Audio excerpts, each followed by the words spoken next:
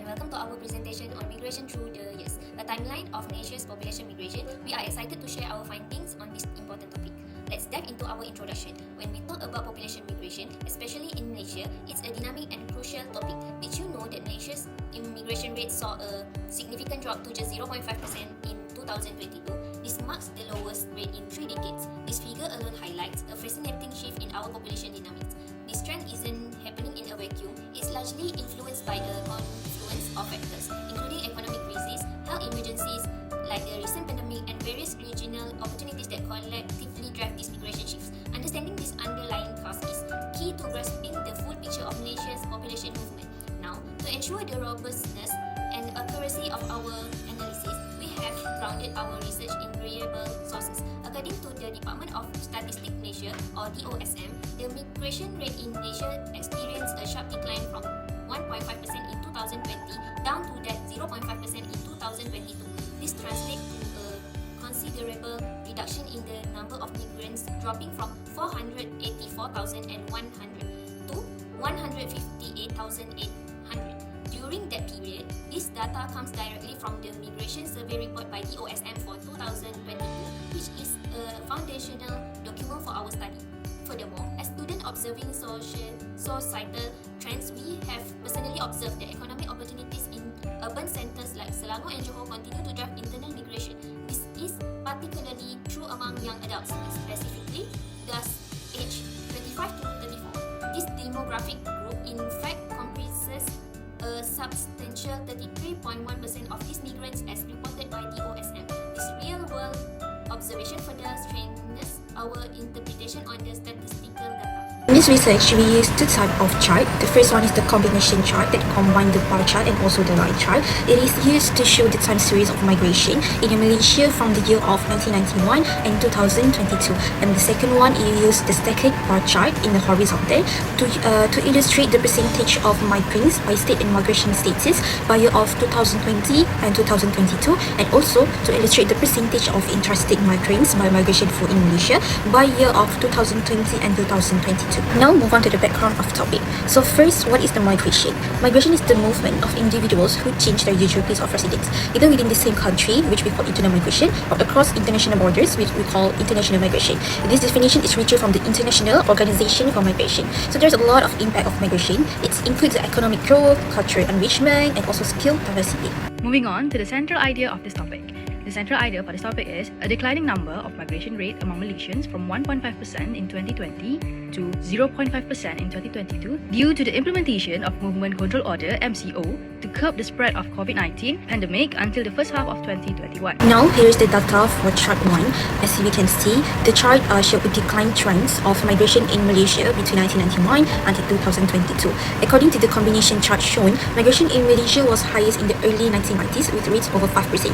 From 1997 to 1998, the Asian financial crisis caused a drop in migration and remained low during the early 2000s due to economic and health crisis, also known as SARS. Moreover, a sharp decline occurred in 2008 until 2009 during the global financial crisis. However, the migration in Malaysia recovered between 2010 until 2014, peaking around 100,000 migrants. Unfortunately, from 2017 onward, both migrants' number and rates declined steadily, and the lowest migration rate, 0.5%, was recorded in 2021 until 2022 due to COVID-19. Now, let's do the analysis of data for chart 1. As we can see, the number of migrants in 1995 until 1996 was higher than any other year in the chart. Next, the migration rates in 1991 until 1992 was the same as in 1992 to 1993, both being the highest rates recorded. Next, the number of migrants in 1998 until 1999 was lower than the year before, showing a decrease following the Asian financial crisis. Next, the number of migrants in 2005 until 2006 was much lower than 2002 until 2003, showing a drastic drop after the SARS pandemic. Next, the migration rate in 2008 until 2009 was lower than in 2006 until 2007, despite the migrants' number being higher. From 2012 until 2013 to 2013 until 2014, the migration rate remained the same at 2.4%, indicating a period of stability. Next, in 2015 until 2016, the migration rate dropped to 1.8%, which is lower than the previous 4 years. And next, the number of migrants in 2017 until 2018 was lower than in 2015 until 2016.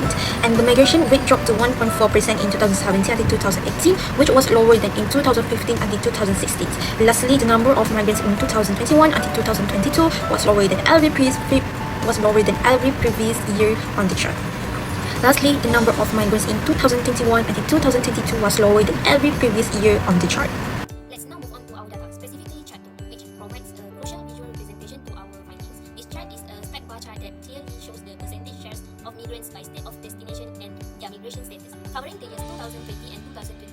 It allows us to differentiate between intrastate migrants, interstate migrants, and international migrants. The horizontal axis lists the various states, which the spec bar for each state represent the distribution of different migrant types within that state for both 2020 and 2022. Now, for the data analysis, let's compare 2020, the early COVID-19 period, with 2022, when restriction is in 2020 driven by movement control order, intrastate migration for dominant. For example, Johor had 65.3% intrastate migrants, and states like Selangor, Sabah, and Sarawak also showed very high proportional of movement within their own borders. Naturally, interstate migration was very low, as seen in Negeri Sembilan at 18.8% and Sabah at 12.5%. Fast forward to 2022, with its restriction, we saw a dramatic shift. There was a prominent increase in interstate migration. Johor, for instance, jumped from 16.9% in 2020 to a massive 91.9% in 2022.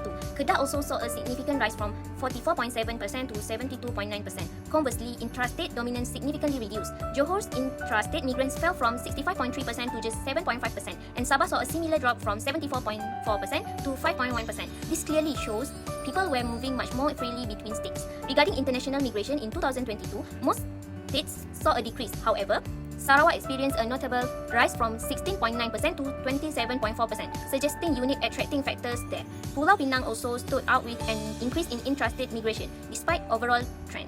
In summary, the overall trend is a clear shift from primarily intrastate movement in 2020 to significantly higher interstate mobility in 2022, reflecting its restrictions and new opportunities. Johor is a prime example of this. Its intrastate migrants plummeted in 2022, while interstate numbers drastically increased.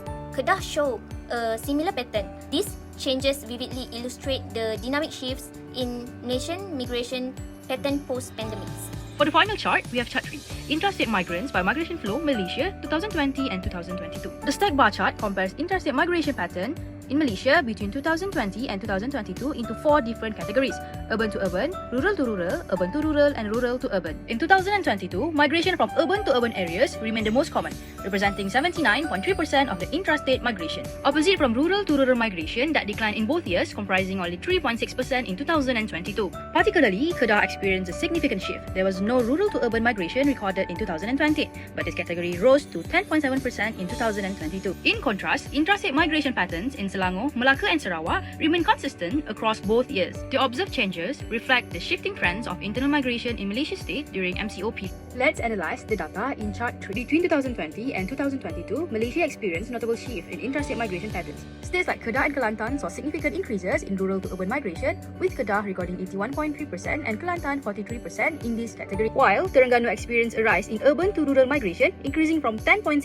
in 2020 to 41.1% in 2022. Melaka maintained a high urban to urban migration rate, slightly decreasing from 95.6% in 2020 to 90.6% in 2022. Sarawak stood out with the highest rural to rural migration at 47% in 2022. Overall, urban to urban migration remains the dominant pattern in Malaysia's interstate migration. So, in conclusion, people aged 25 and 34 years were the most mobile age group, making up to 33.1% of internal migrants. The main reason for migration was following family, followed by environment and career opportunity. And Selangor had the highest number of immigrants and also the highest outflow, while Negeri Sembilan recorded the highest net gain in interstate migration. This migration pattern shows strong links to family, employment, and urban living preference.